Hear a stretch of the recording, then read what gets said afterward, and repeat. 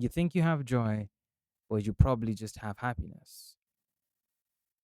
And the reason you feel empty after moments that were supposed to make you fulfilled is because those two things are not the same.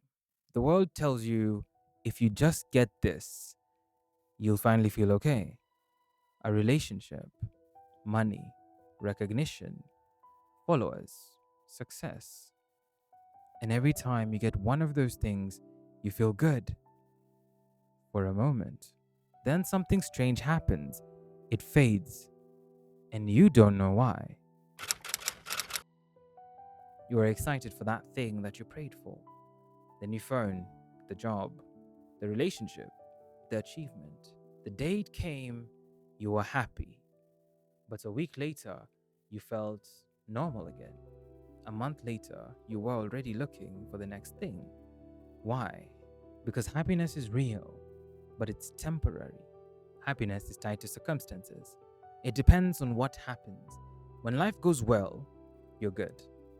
When life goes wrong, you're crushed. That's why you can laugh today and feel empty tonight.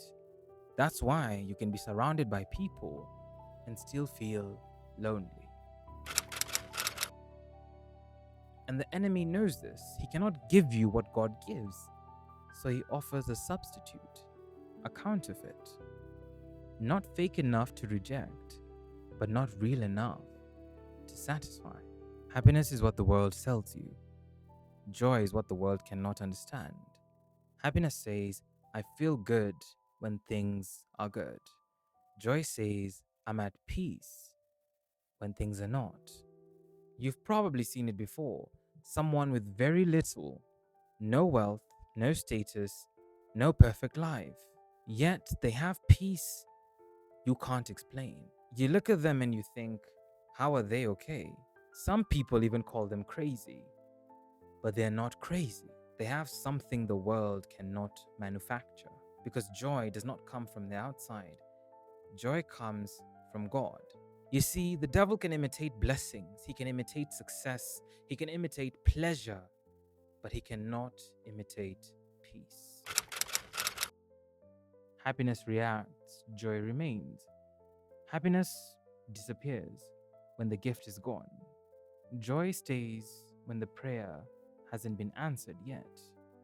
That's why the Bible says, the joy of the Lord is your strength. Not the happiness of your situation, not the happiness of your bank account, not the happiness of your relationships. The joy of the Lord. Because real joy is not based on what you have, it's based on who you trust. You can have a good life and still be restless, and you can be in a storm and be at peace. That is the difference. Let me ask you something honestly. If everything you currently have disappeared, would you still be okay? If the answer is no, then peace is sitting in your possessions. And that's a dangerous place to put your heart, because anything you need in order to be okay owns you. You see, happiness needs conditions, but joy needs God. And here's the part most people are afraid of.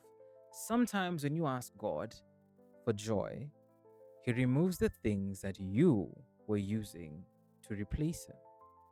Not to hurt you, but to free you. Because God doesn't want to just improve your life, He wants to anchor your soul. You don't find joy by chasing a feeling, you receive joy by surrendering control.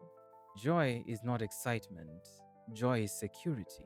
It's the quiet confidence that even if life falls apart, God hasn't left. It's knowing you're held even when you don't understand.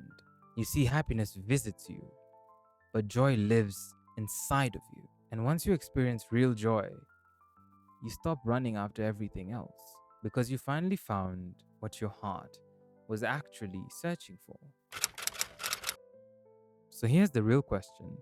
Do you want temporary pleasure or lasting peace? Do you want what distracts you or what sustains you? Because one keeps you chasing and the other lets you rest. I hope this spoke to you. And if it did, don't just move on like it was another video.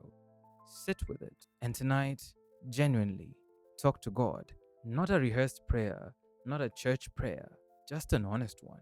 Tell him you want real joy. He's not hiding it from you. He's been waiting for you to ask. And if this helped you understand something you've been feeling but couldn't explain, you can share it with someone else who might need it too. Sometimes the video you scroll past is the one meant for someone you love. Otherwise, guys, it's been your boy, the Lord's Sheep. Looking forward to seeing you guys next week. God bless. Take care. Love you.